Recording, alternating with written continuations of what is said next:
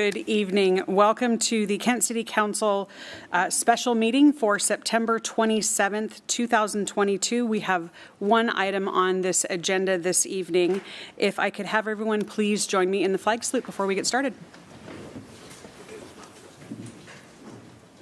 I pledge allegiance to the flag of the United States of America and to the republic for which it stands, one nation, under God, indivisible, with liberty and justice for all. All right, if we could please call the roll. Here. Council President Boyce. Here. Councilmember Fincher. Here. Councilmember Core. Here. Councilmember Larmer. Here. Councilmember Michaud. Here. Councilmember Thomas. And Councilmember Troutner. Here. All right, thank you. The only item on our agenda this evening is the presentation of the 2023-24 biennial budget message. I am going to take a step down there to the podium and present from there, and then we will adjourn the meeting and roll right into workshop where council will have opportunity to hear from our finance director and ask questions.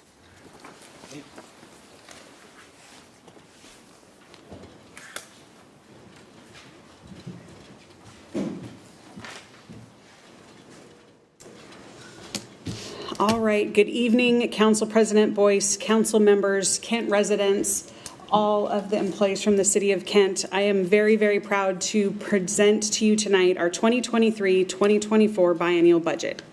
This proposed budget was prepared in collaboration with community members, the City Council, and city departments. As a result of that collaboration, I firmly believe that this budget's a roadmap that reflects the values of our organization and, more importantly, our commitment to the community that we serve. It is why I am grateful that we as city leaders have shared values centered around benefiting our residents, businesses, and visitors. I want to thank the City Council for its teamwork and commitment to improvement so that we can continue to make Kent a place that we are all very, very proud of, whether you're a resident, a business owner, or a visitor. It is not a secret that as an organization we have faced many budget challenges over the years, from no reserves, no financial policies that we were all committed to the fiscal cliff of 2019-2020, budget uncertainties that surround the COVID-19 crisis. If you think back what feels like ages ago, all of the unknowns that came in those early days of COVID-19. Through collaborative efforts, we were able to successfully navigate those challenges. We've made really amazing progress through all of those uncertainties and things that were just frankly out of our control, but we found a way. While we were doing that, it made it harder for us to address our ongoing structural imbalance that we've faced historically. Year over year, expenses have increased annually about 2.2%, and the city revenue increases, which are capped by law, are capped at 1.1%. So as you know, this imbalance is not unique to Kent. It is a Washington state issue with that property tax cap, something all of our neighboring cities are struggling with through their budget process. To exacerbate the ongoing structural imbalance, we are facing record inflation. That does not come as a surprise to anyone if you've been to the grocery store or the gas pumps, looked at interest rates lately. The Consumer Price Index for urban wage earners and clerical workers, or CPIW, for the Seattle-Tacoma Bellevue area in June of 22 was 9.5%. I'm just going to let that number sit there for a second and sink in. 9.5%. We haven't seen numbers that high in 40 years. This will have a significant impact on the expenditure side of our budget, as labor contracts are in part tied to this. But in addition to those salaries and benefits, it also means that our dollar doesn't go as far. Projects are costing us more. Products, supplies, everything that we as a city have to purchase to do our business, we're facing those same impacts as our consumers and our residents. Earlier this year, knowing that inflation was going to have a significant impact on the 23-24 biennial budget, Council, and I'm going to say thank you a lot of times for this, and staff all agreed to maintain a status quo budget. We had at the retreat back in, was it February, and all of the conversations we've been having with ELT and staff, we've talked about this budget being status quo for this biennium. You'll see the budget does exactly that. It reflects that agreed upon, that statement that we all agreed upon. There are a few places in here where you'll see restoration, some of the things that we cut because of COVID, or stabilization just that are necessary for service levels that we need to be able to meet as an organization.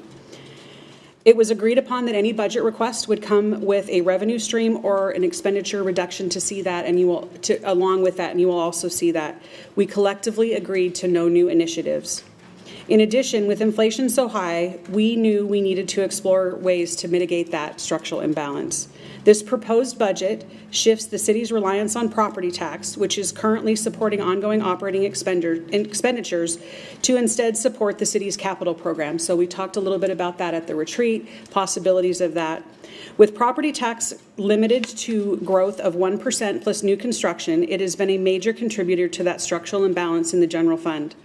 This is especially true considering that property tax tends to make up over 25% of our general fund budget, or of our general fund revenues. As we shift property tax to support the capital program, we will begin utilizing all sales, utility, and B&O taxes to support the general fund.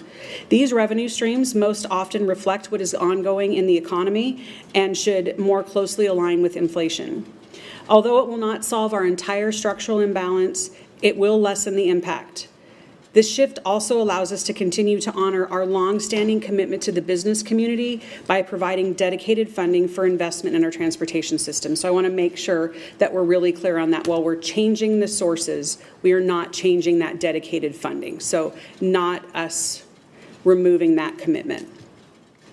Within the $850.15 million total 23-24 biennial budget, $234.52 million is allocated to the general fund. So roughly $115 million a year. The general fund budget is balanced in 23, and we intend to use some of the city's reserves in the general fund balance to balance the 2024 budget. Our reserves are above the required minimums.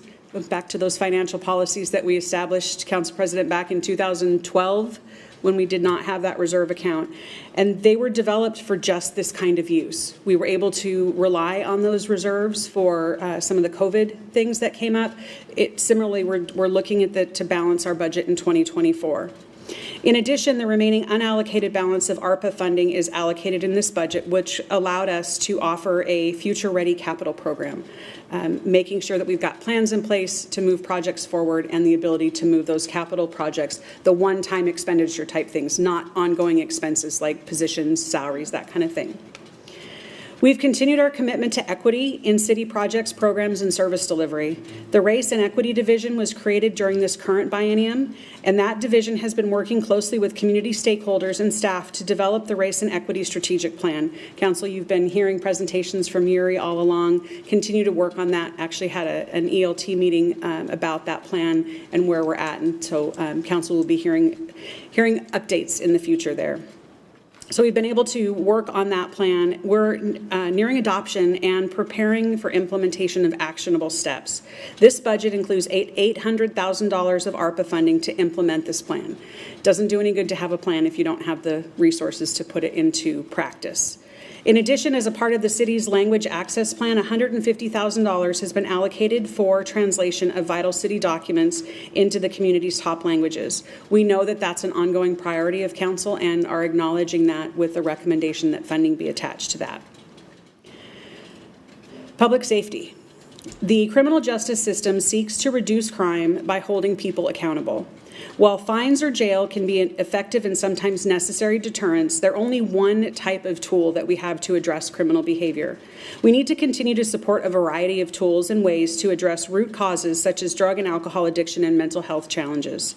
The Kent Municipal Court currently operates a community court which holds participants accountable while offering resources such as drug and alcohol treatment and mental health services, housing, work with caseworkers, that kind of thing.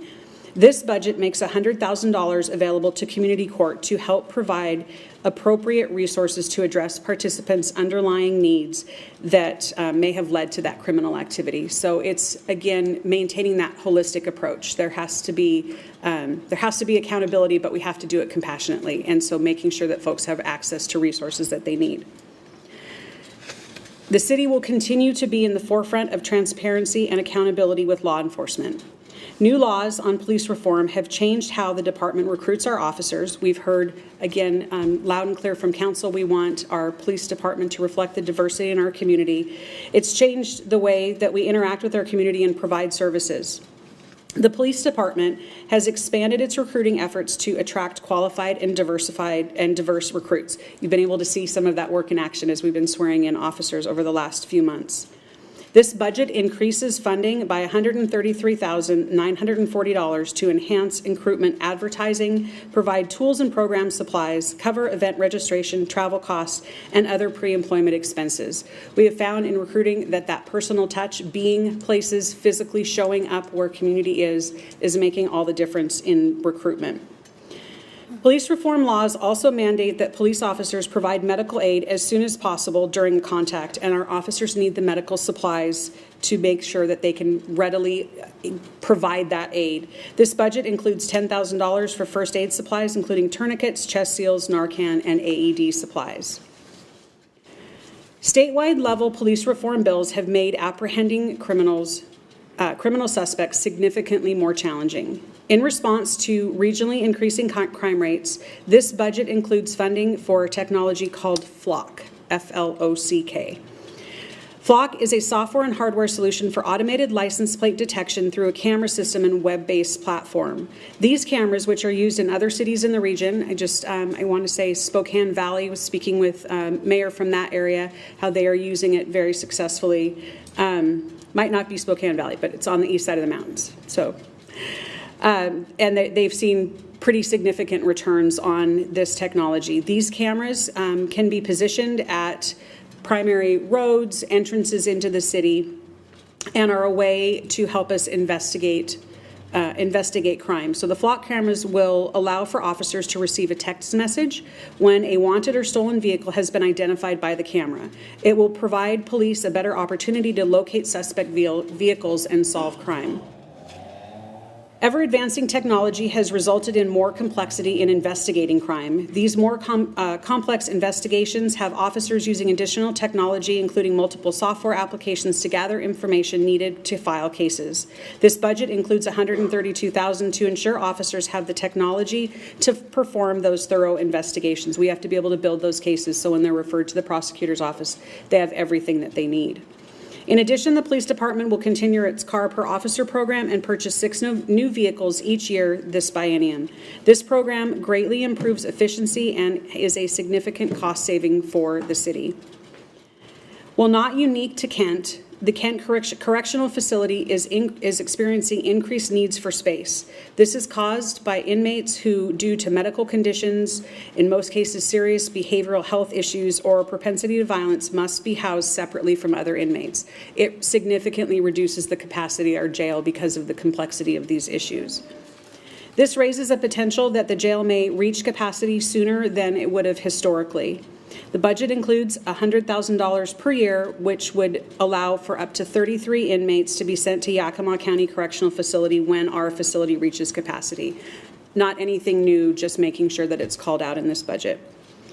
In the spring of 2020, due to anticipated revenue losses as a result of COVID-19, the city made budget reductions that included the elimination of positions or the elimination of funding for positions, so freezing of positions. The FTE wasn't taken away, but we froze those positions. During the 2022 mid-biennium budget adjustment, the funding for 5 officer positions was restored, and this budget will restore the previously frozen evidence supervisor position. It will also restore funding for the remaining 2 positions, a corrections officer and a records specialist. So that's the restoration piece of the budget. It will, in addition, the budget will convert a part-time court security officer to full-time and will allow for the creation of a term-limited corrections commander position that will allow for the transition and succession period as our current commander plans to retire in 2023. So big shoes to fill, wanting to make sure that we're prepared for that retirement in all of the things that are happening at our corrections facility.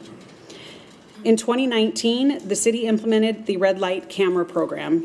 Council just received a presentation on that and some data on where that has increased safety, lowered collisions at those intersections.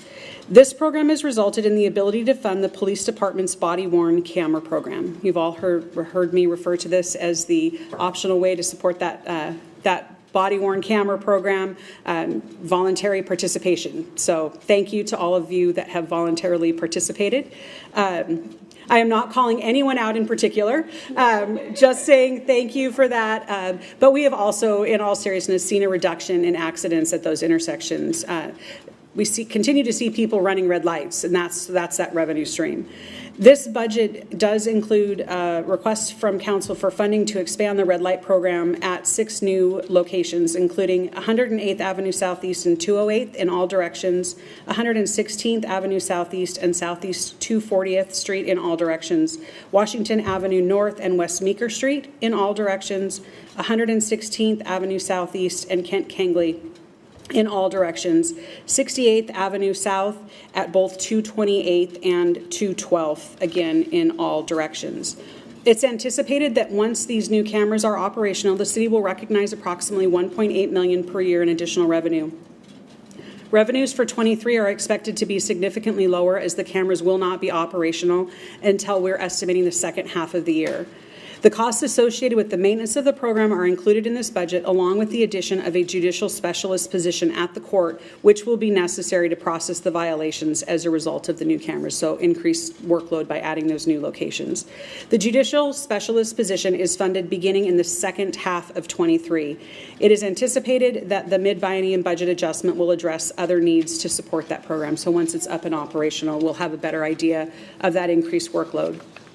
Continuing on the topic of safety, the budget includes funding to replace 24 existing AED units in City Hall, the Centennial Center, Police Department, Commons, Senior Center, Annex, and Russell Road shops, and add an additional 6 units to the downtown shops building. So making sure that we have access to those AED machines in all locations at the city.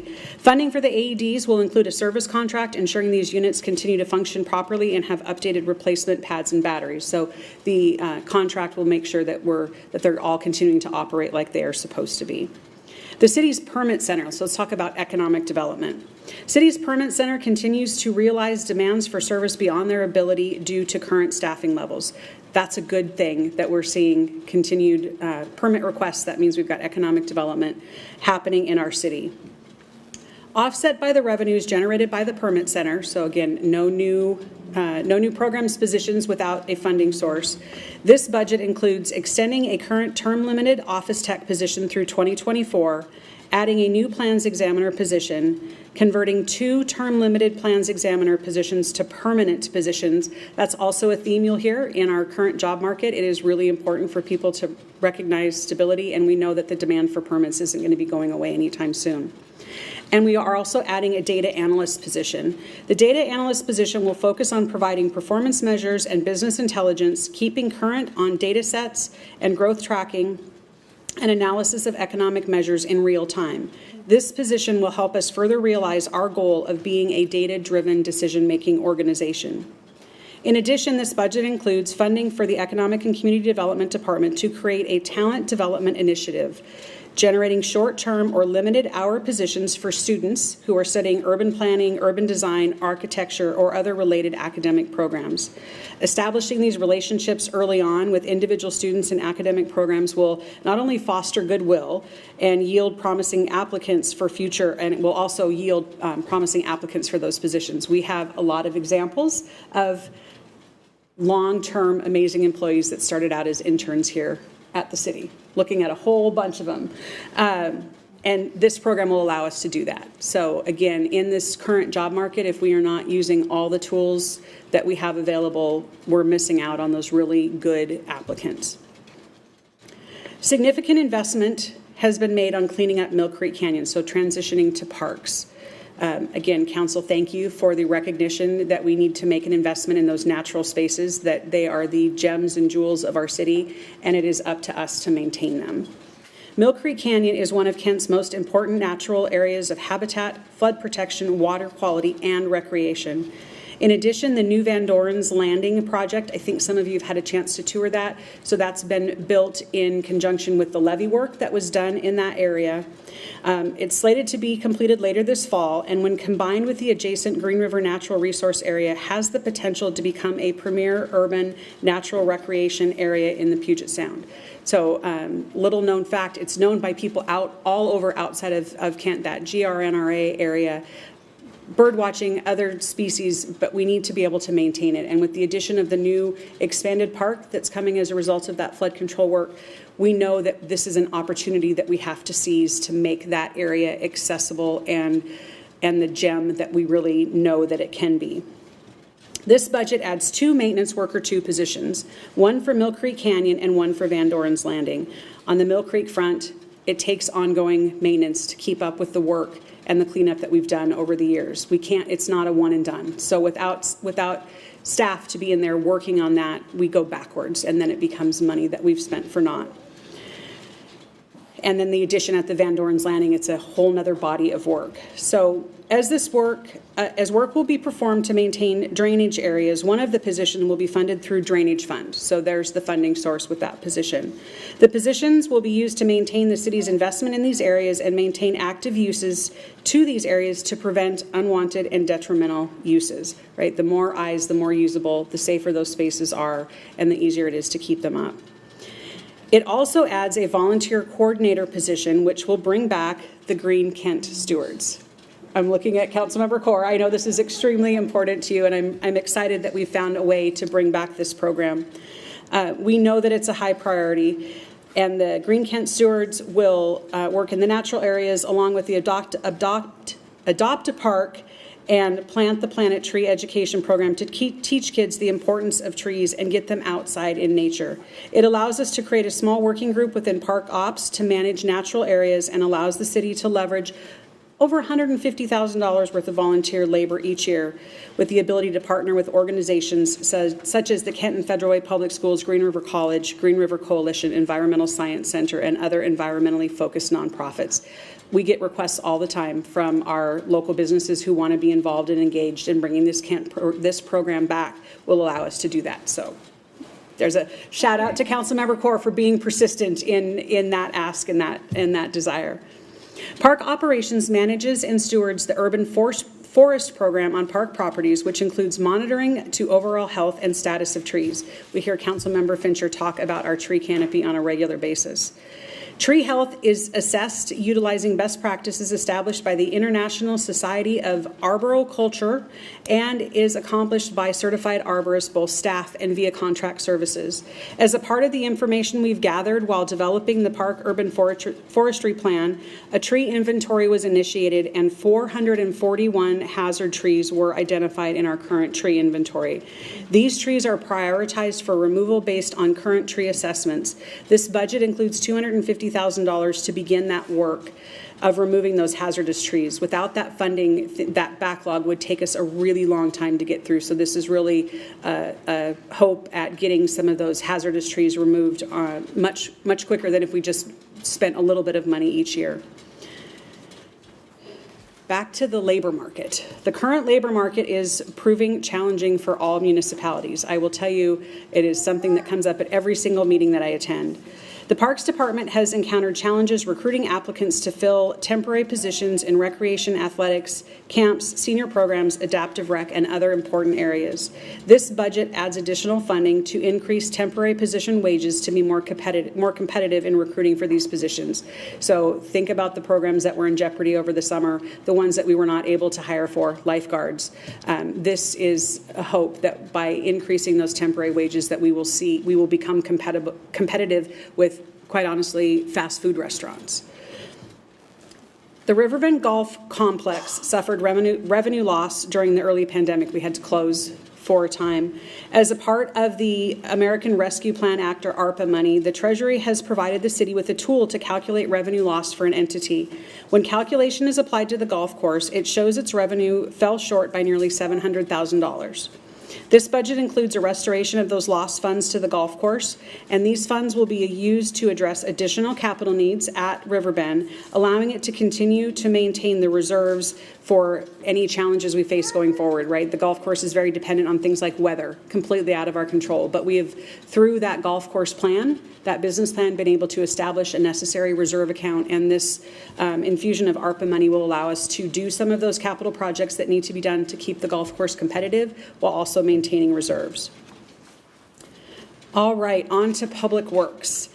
The city's transportation engineering staff provides support for our Kent Bicycle Advisory Board.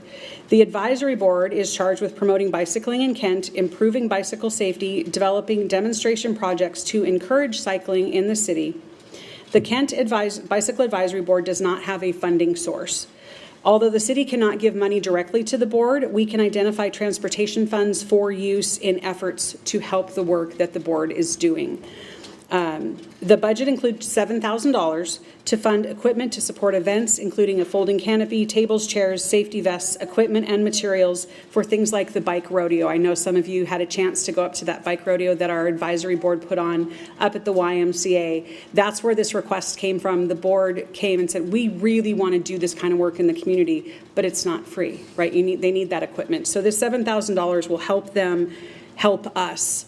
By providing those equipments, chalk to mark out courses, caution tape, cones, signs for the courses, advertising, printing, all of those kind of things that is necessary for them to do to make sure that our community is aware of those programs and that we're promoting bicycling safety here in the city of Kent. So it's a small amount of money, but I will tell you, for that bicycle advisory board, this is a big win. I was really pleased when they came with the ask instead of just saying, you know what, we can't do this work. So that's one of those small things that I hope council says yes to, because I think it's very, very valuable.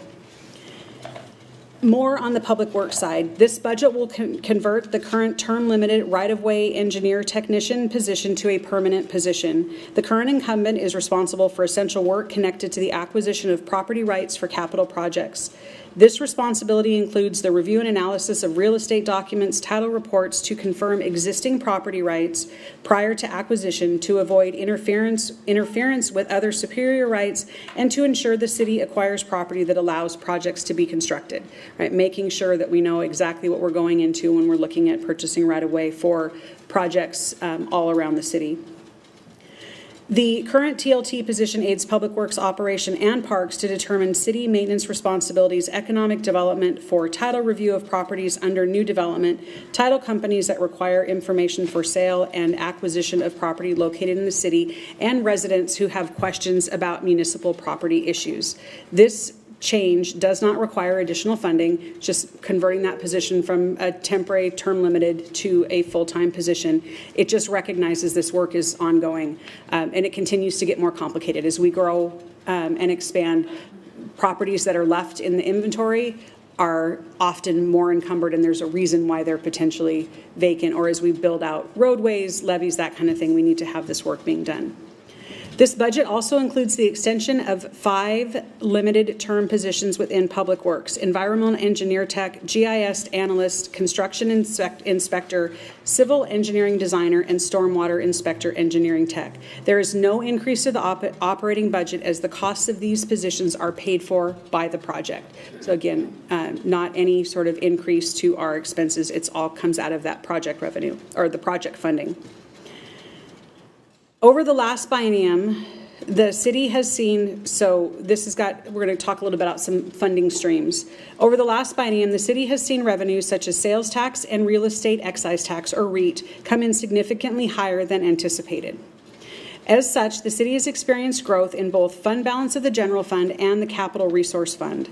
This provides the city with capacity to make one-time investments in capital projects in the 23-24 budget.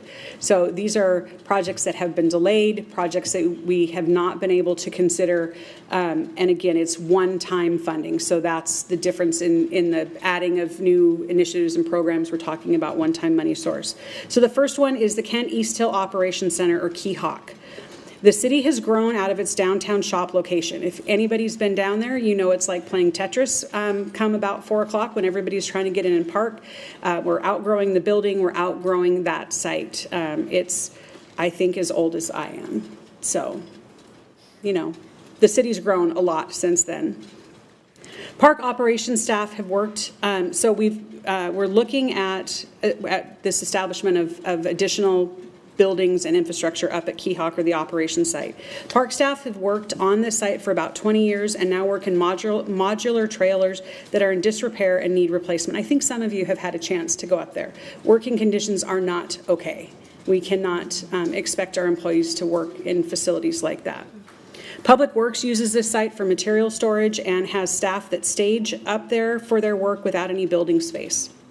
The police department needs a permanent storage solution for their impound yard and evidence storage. The current police impound yard is not owned by the city, so we don't have complete control over that property. And the existing evidence storage at City Hall and other locations is maxed out. So we're putting evidence in a lot of places, and we've reached capacity. Keyhawk provides a potential solution for that problem as well. The $24.5 million project is the first step to solving a decades-old need for additional shop space. The new site will be a permanent investment that enhances the operations of up to 3 key public-facing departments: Parks, Public Works, and potentially Police. The project will include a warehouse building for use by Public Works, Parks, and the Police Department. In addition to warehouse space, there will be an area dedicated to offices, locker rooms, a break room, restrooms, again, all key things when you've got employees working out of the location, and the possibility of a police department substation. Next capital investment is facilities reinvestment funding. In 2021, a facilities condition assessment was conducted which identified deficiencies in city facilities and highlighted the need for life cycle work and facility modernization. This budget includes $10 million to begin addressing the facility needs for the aging City Hall campus. This campus is exactly as old as I am, and we know that there's a lot of just basic mechanical work that needs to be done. When you put off repairs, for a variety of reasons, things become more expensive. So this is a down payment on some of that work on this campus. The next one's very exciting. Senior Center solar panels. In May of 2022, facilities successfully applied for and received a grant totaling $170,000 to install solar panels on the roof of the Senior Center. The grant does require a 50% match, so a little bit out of order. We received the grant, and now I'm coming and asking you all to come behind and look at that $120,000 match. Again, I know that this type of project is important to council, so my hope is that given we didn't have a lot of control on the timing, that you will forgive that and include this $120,000 so that we can complete that project at the Senior Center. Technology is another place we didn't invest in for a long time. During this biennium, the city will continue to invest in the city's technology by funding hardware and software lifecycle with $1.6 million each year, in addition to the $2.8 million in additional capital projects. Council, tonight, I respectfully transmit the 2023-2024 budget to the City Council for your consideration. There is a tremendous amount of demand for city services. Our job as city leaders is to remain fiscally responsible, anticipate future challenges, and move our city forward. I believe this proposed budget accomplishes all of those obligations. This document is a representation of collaborative efforts from city leadership, city council, city staff, and the Kent community. I want to extend my gratitude to our Chief Administrative Officer, Pat Fitzpatrick, all of the department directors that I see today, all of our city staff that did all the work in preparing these budget asks. I want to say thank you to our finance department, Finance Director Paula Painter, Financial Planning Manager Michelle Ferguson, and her team, Kathleen McConnell and Shane Sorensen, who have masterfully navigated a very complicated, detailed, in-depth budget process. Thank you all for your hard work, collaboration, and your willingness to continue to move Kent forward. Our residents, businesses, and visitors are counting on us. They're counting on this budget, and honestly, they deserve nothing less. Thank you. Thank you, Madam Mayor. Do we have a question for you or no? Are we going to wait until, what's the process here? So at this point, I think we will go ahead and close the special meeting, the special council meeting, and then we will adjourn into workshop. Okay, So if there are no objections, we'll go ahead and adjourn this meeting, and we'll head into workshop. Okay, That, we are adjourned.